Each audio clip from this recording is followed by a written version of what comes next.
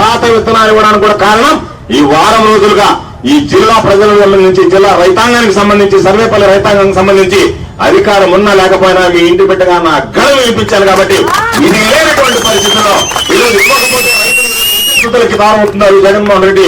ఈరోజు పరిపాలన బ్రహ్మాండంగా సాగిందనేటువంటి ఆలోచనలో ఉన్నారు. చంద్రబాబు నాయుడుని తిరుగుతున్నారు కాబట్టి దానిని గోవర్ధన్ రెడ్డి జనాల్లోకి వెళ్లి మాట్లాడుతున్నాడు కాబట్టి ఈ జిల్లాలో ఖచ్చితంగా ఇవ్వాలనేటువంటి ఆలోచనతో కొంతమందికి ఏదో ఇచ్చి వెళ్ళిపోయేటువంటి పరిస్థితి ఏర్పడింది.